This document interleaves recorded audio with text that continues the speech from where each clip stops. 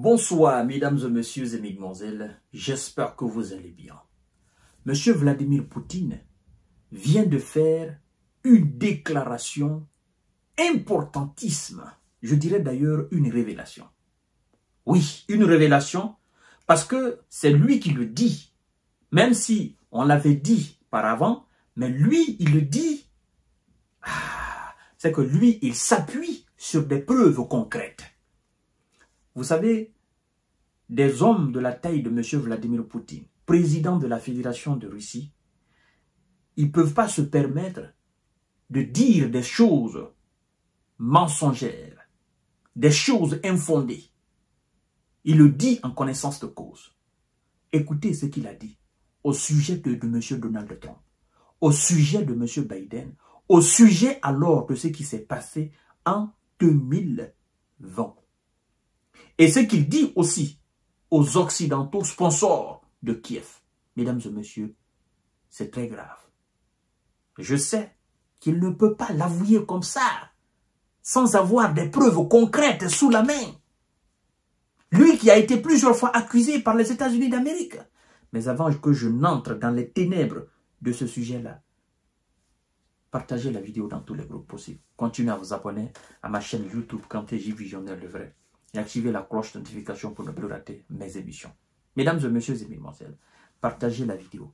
Je vous invite également à vous abonner à ma page Facebook, le géopolitologue. Écoutez ce que M. Vladimir Poutine dit.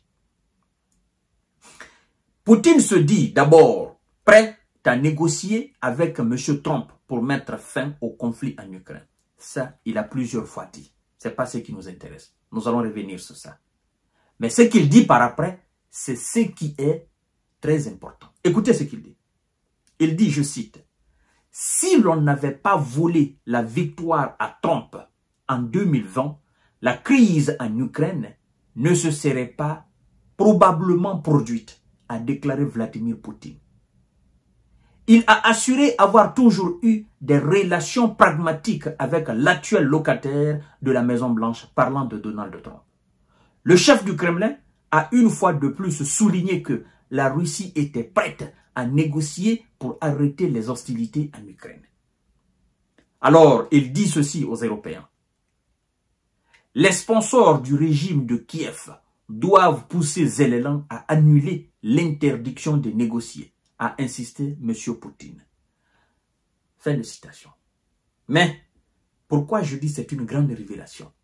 Quand il dit si l'on n'avait pas volé la victoire à Trump en 2020, la crise en Ukraine ne se serait probablement pas produite, a déclaré Vladimir Poutine, si on n'avait pas volé.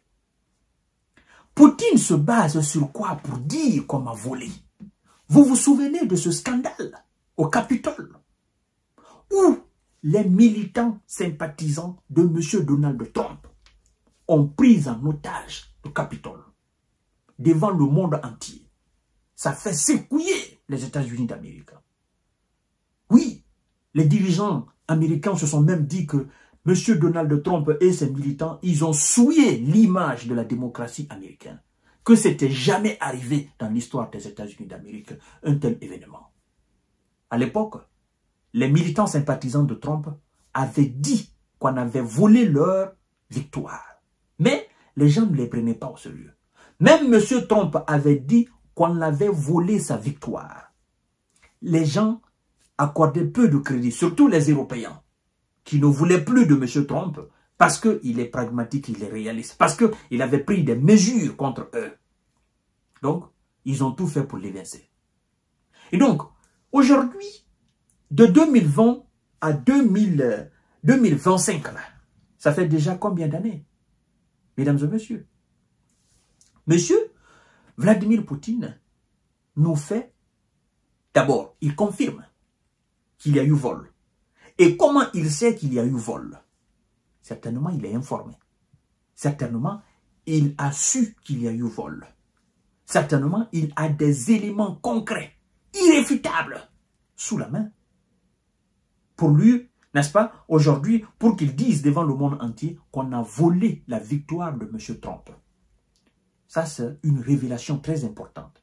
Parce que s'il n'a pas de preuves, on va se dire, ah, Ça, M. Vladimir Poutine, donc, il accuse de façon flagrante ceux qui sont censés, n'est-ce pas, organiser les élections américaines de façon transparente et de façon démocratique. Certainement, il a des preuves. Et il va plus loin pour dire, si on n'avait pas volé, certainement ou probablement, il n'y aurait jamais conflit en Ukraine. Pourquoi il le dit?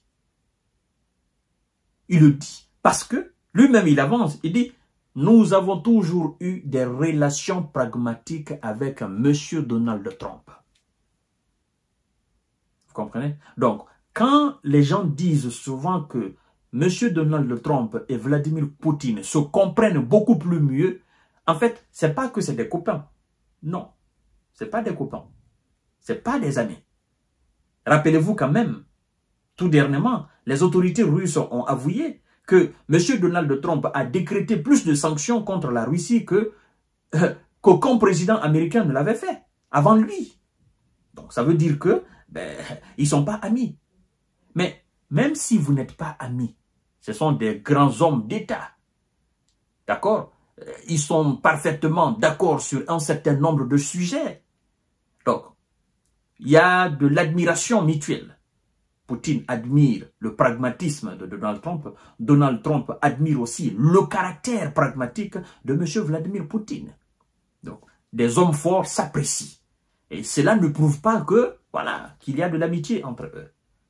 Et aujourd'hui, donc, qu'est-ce qui se passe? Bon, bien qu'il y ait des déclarations de gauche à droite de la part de M. Donald Trump, bien qu'il est en train de fanfaronner pour dire, bon, écoutez, le pétrole, on va descendre le prix, on va décréter d'autres sanctions si la Russie ne négocie pas avec l'Ukraine, les choses sérieuses n'ont pas encore commencé. Parce que Trump demande à son équipe d'organiser rapidement une rencontre avec M. Vladimir Poutine. La rencontre se fera où? Ah, c'est ça. La rencontre se fera où? À Moscou ou bien à Washington? Qui fera le premier déplacement? À mon avis, ce n'est pas Poutine qui fera le premier déplacement. C'est M. Donald Trump alors. Ou bien, ils vont choisir un endroit neutre. Un endroit qui ne sera pas aussi signataire du statut de Rome. Parce que ça sera quand même ridicule. Vous vous souvenez? Il y a toujours ce fameux mandat d'arrêt du côté occidental contre Vladimir Poutine. Ce mandat d'arrêt international contre Vladimir Poutine. Maintenant, on vous dit que le président des démocrates du monde entier, c'est là l'affaire devient très intéressante. C'est-à-dire l'homme qui est au-dessus même, qui gouverne les pays qui se disent être des pays démocrates de ce monde-là, ces pays-là, c'est lui qui est au-dessus, le patron de tous ces pays, c'est le patron de la Maison Blanche. Et donc ce dernier va aller négocier avec, voilà, comme on le qualifie, parce qu'on dit que M. Vlado est un criminel, c'est un assassin, on dit que voilà, c'est un délinquant, qu'il a un mandat d'arrêt international contre lui. Vous imaginez, le patron de tous les Européens, de tout le bloc occidental, lui il va se déplacer, il va rencontrer, c'est lui qui a un mandat d'arrêt dans son dos. Et ça veut dire quoi? Ça veut dire que M. Karim Khan a eu tort de décerner ce mandat d'arrêt contre Vladimir Poutine. Et le comble de tout ça, c'est que M. Donald Trump, n'est-ce pas, pour humilier davantage les Européens, il est capable d'inviter M. Vladimir Poutine à Paris. Il est capable de l'inviter à Bruxelles. Il est même capable de l'inviter en Hollande. Il est capable de l'inviter dans n'importe quelle capitale européenne. Pour montrer que, bon, votre histoire de mandat d'arrêt là, c'est du papier toilette, comme disait monsieur le vice-président du Conseil de sécurité de Russie, Medvedev. Vous voyez? Donc, Poutine, Donald Trump demande à son équipe d'organiser une rencontre avec l'homme qui a un mandat d'arrêt international dans son dos. C'est pas extraordinaire cela? C'est pourquoi j'aime dire, mesdames et messieurs, on ne peut faire quelque chose d'important de ce monde-là, de notre planète Terre, en excluant la Russie. On ne peut régler aucune question importante, aucune question majeure de notre planète Terre en marginalisant la Russie. La Russie, disons, s'il y a deux poumons de ce monde-là, la Russie est le second poumon de notre monde-là. La Russie, c'est-à-dire, est la partie incontournable, la partie indéboulonnable, c'est-à-dire cette partie même du corps humain qu'on ne peut pas s'en passer. La Russie représente cette partie-là de notre planète Terre. Aucune question majeure de sécurité, aucune question de diplomatie, aucune question politique, d'économie, aucune question socio-historique de notre planète Terre ne peut être réglée en dehors de la Russie. Ça, que je le dise ou pas, les hommes qui méditent, les hommes qui savent, qui connaissent dorénavant la structure de notre monde, le savent parfaitement que ce que je dis, c'est la réalité. Ils sont obligés de composer avec la Russie. Donc, voilà, mesdames et messieurs, ce que M. Vladimir Poutine vient de dire. Il a des preuves qu'on a volé l'élection de la victoire de M. Donald Trump en 2020. Et puis, voilà, nous allons voir la réaction des Américains. S'ils vont porter plainte contre lui parce qu'il a accusé l'organe qui a organisé les élections ou pas. Si le Congrès américain va encore dire quelque chose par rapport à cette déclaration de Vladimir Poutine ou pas. Bon, s'ils ne disent absolument rien, c'est que ce que Vladimir Poutine dit c'est la vérité. Je vous reviens tout à l'heure pour notre série d'informations décortiquage. Merci beaucoup.